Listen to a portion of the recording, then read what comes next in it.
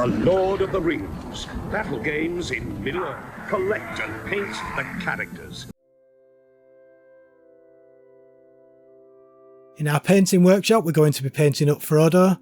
Recently I treated myself to some Chimera colours. I want to delve deeper into mixing my own colours and really stop relying on those pre-mixed paints from Games Workshop. For this project I've decided to use a limited palette. I'm going to be using just red oxide, phthalo blue red shade, yellow ochre, phthalo green and a black and blue. I will be cheating a little bit. I'm going to still be using lead belcher from Games Workshop. I'm not quite ready to try non-metallic metal yet.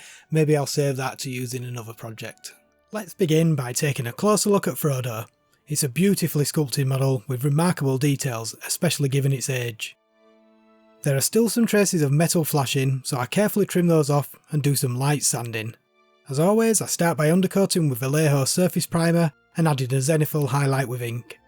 I often use the zenithal highlight technique, not for pre-shading, but because it really helps accentuate the model's shapes for when I begin the base layer. For Frodo's cloak, I'm using phthalo green straight from the bottle. The jacket gets a coat of red oxide, and I must say I'm loving how smoothly these paints flow from the brush.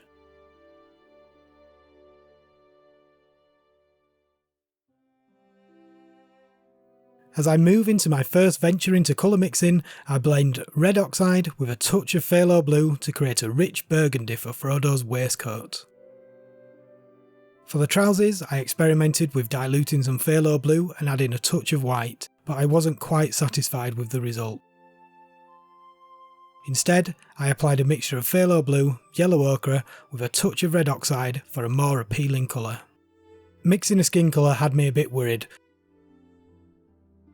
There's something comforting about reaching for Bugman's glow, but I decided to dive in and create a pleasing gradient of skin tones.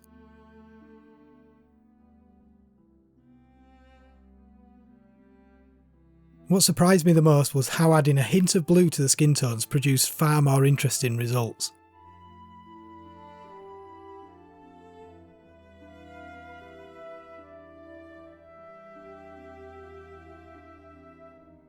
While painting the skin, I constantly returned to the palette, moving through the shades and gradually highlighting smaller areas until I achieved the desired look.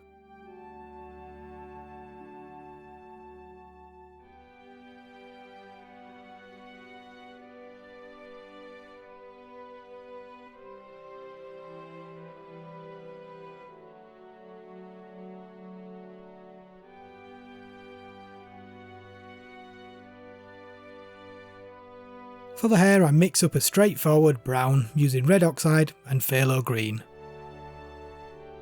While I usually rely on Rhinox hide for leather, I decided to experiment by creating a range of brown tones. Leaning towards the reddish side for those darker shades, I apply a base coat to the backpack. I added a highlight for the trousers using the same mixture as before.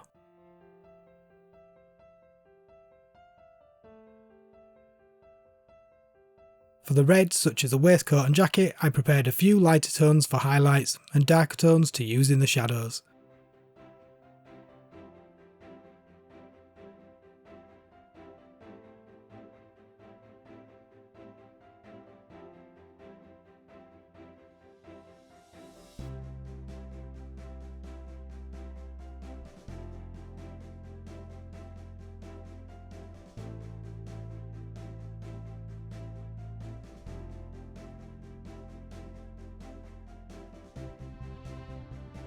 The cloak doesn't receive intricate details, just a simple application of a darker green and a green highlight.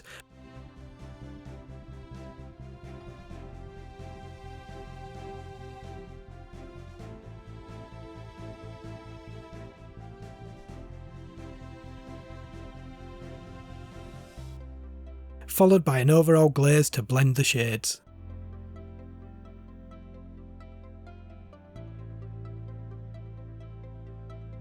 Next I switched back to my array of brown tones to deepen the shadows and bring out the highlights in the leather.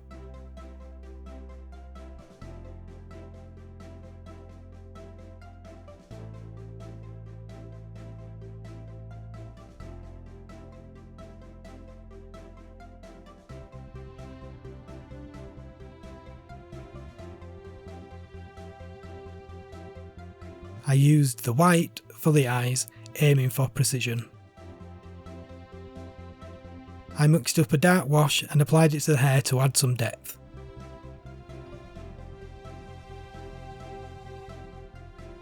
Although Chimera colours are matte, I still applied a matte varnish to ensure a consistent finish.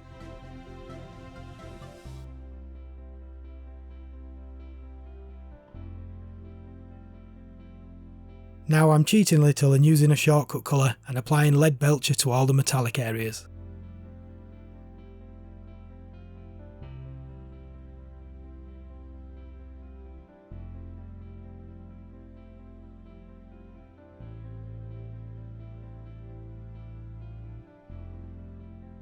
For the gold chain, I applied a wash of yellow ochre over the lead belcher. As for the basing, I'm keeping it simple, a layer of Mod Podge and a sprinkle of green flock.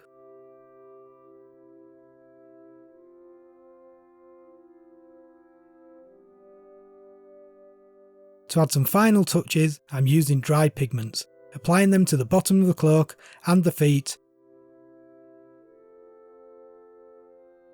and blending until I'm satisfied with the result.